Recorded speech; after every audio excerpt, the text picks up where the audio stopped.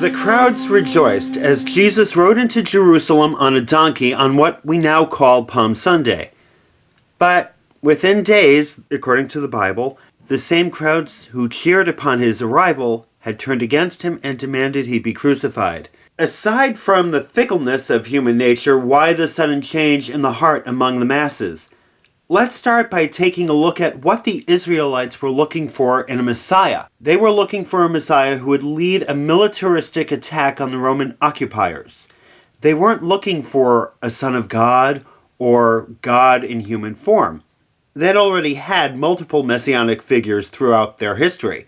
King David, King Solomon, and of course those are figures who feature heavily in the Old Testament. I mean, yes, they totally expected that the Messiah would be religious, but they were looking for somebody who was going to kick some Roman ass. And that's not what they got with Jesus of Nazareth.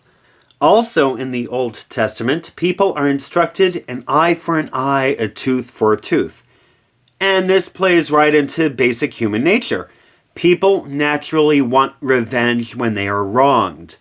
However, Jesus instructed his followers to turn the other cheek.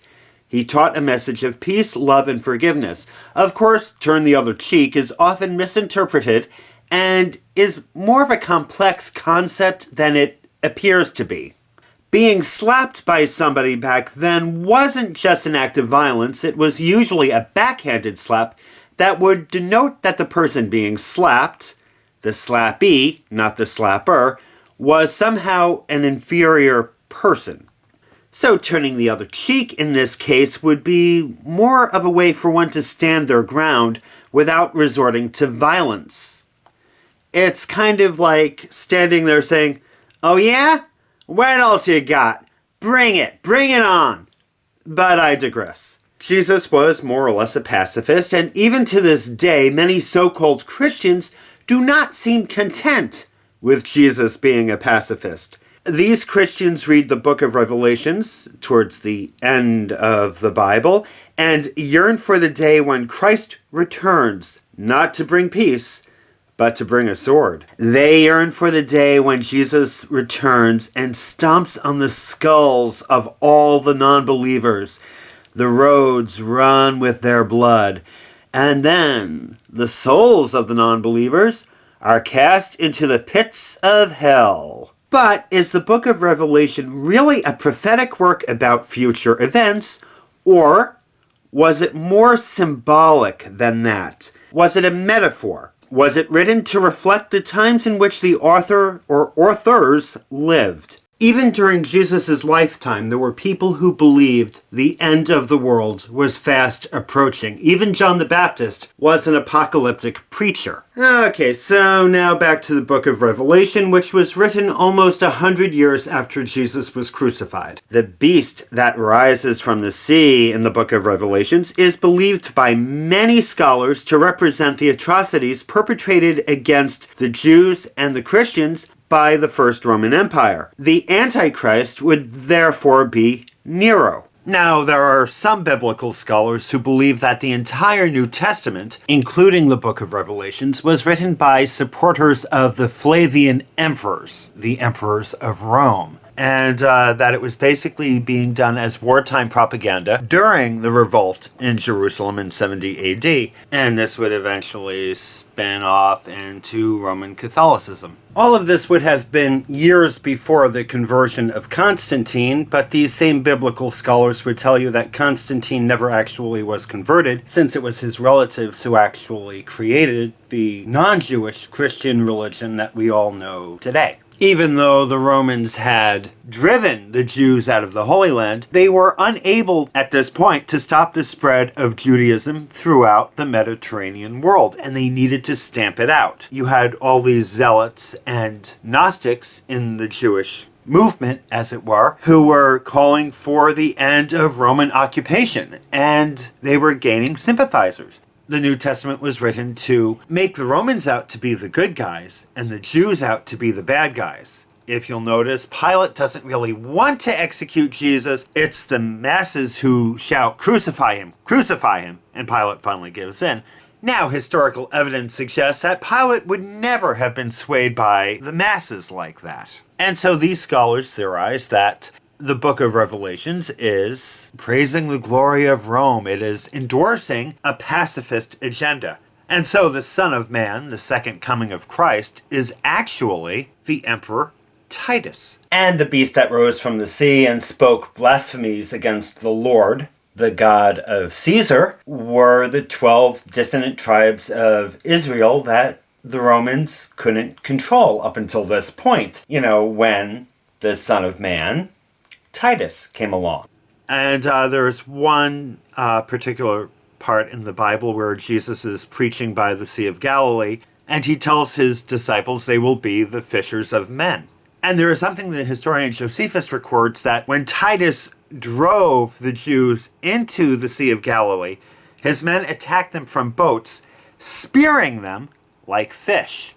Josephus tells us that Titus jokingly referred to his men as the fishers of men when this incident occurred. It's like, aha, I have done exactly what a militant Jesus would do. Yes, the Roman emperors, they had no respect for the sanctity of life, but they did have a wicked sense of humor. There are other biblical scholars who believe, yes, the New Testament is written in such a way that it's more sympathetic to Rome than it probably should be, but that is because it was written by Jews who wanted to appease the Roman authorities of the time. Especially since the Romans were hunting down every Gnostic and every Zealot and destroying any literature that those Gnostics and Zealots had written, because the way the Zealots and the Gnostics viewed Jesus was not exactly simpatico with the way the Romans wanted people to view Jesus. And so the Roman Empire wanted a form of Christianity where Jesus was not a political figure. The Zealots, Jesus was totally a political figure, and the Gnostics, well, he wasn't so much political to the Gnostics. They believed he kind of transcended all earthly matters, but that's another story for another time. The Romans wanted a pacifist Jesus who told his followers to render unto Caesar what is Caesar's and unto God what is God's. One who told his followers not to question authority and not to rebel against authority. Accept your lot in life. Submit to Rome, at least according to this biblical theory. Of course, even if the book of Revelation was not a metaphorical either condemnation or celebration of Rome, even if it was a prophetic work, a look into the future, the far, far future, Christianity would not be the only religion to concern itself with predicting the end of the world. Islam talks about the end of the world, and there are Islamic extremists today who believe that the end of the world is on hand. It's like the ultimate pissing contest between Muslim extremists and Christian extremists. My God's better than your God. Your God's so yellow I can't believe it's not butter. And centuries ago, even the Norse were talking about the end of the world. They called it Ragnarök. Ragnarök? A final battle between the gods and the ice giants. And everything would perish and cease to be, including the gods themselves. Interestingly, in most Eastern religions, these doomsday scenarios would make little, if any, sense. In Eastern religions such as Buddhism and Hinduism, time is not linear as it is in Western faiths. Everything cycles. For example, there are myths of the sleeping god Vishnu. The creation of the universe, of our world, and of us are all but a dream of Vishnu's. And when the dream ends, we will all cease to be. But a new dream will then start, and our universe, our world, and then we ourselves will begin again. One Hindu story that reflects this idea of death and rebirth is the story of the god Indra. Indra defeated a giant serpent who had coiled around a mountain and entrapped the water. Indra was then celebrated for his victory and named King of the Gods. And deservedly so. He deserved all the praise he got.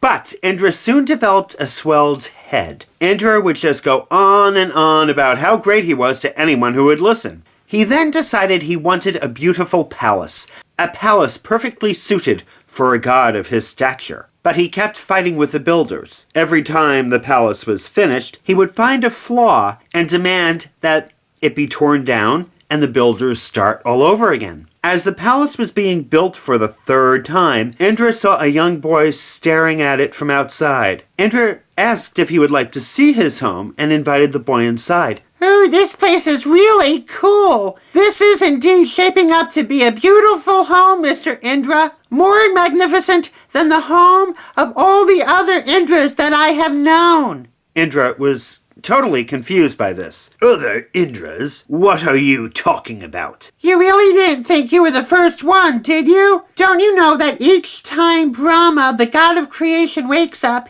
he creates the universe, and then he creates an Indra to rule over it. And then every time Brahma goes back to sleep, the universe is destroyed with everything in it. But then he wakes up again and creates the universe again, and, well, you get the drill. As the boy finished his story, a colony of ants came walking into the palace. "Well, I wonder what those other Indras were like." Well, they're right there. "Where?" Right there. Yep, the other Indras were now a colony of ants. And after that, Indra became more humbled, and he was beloved until Brahma went to sleep, of course. And then Indra ceased to be until the next morning when Brahma woke back up. And even Brahma has a life cycle. Every 432,000 years, he himself ceases to exist. But then a new Brahma emerges to take his place. So imagine if the end of the world were to take place. The religious extremists from the Christian world and the Islamic world would be celebrating, feeling that they were going to be proven right after all this time. And then imagine that everything ends, and then it all starts again, and it really didn't matter who was right and who was wrong. It just was. Is. Was. Is. Going to be. It's going to be. Or it was. Or it is. I don't know anymore.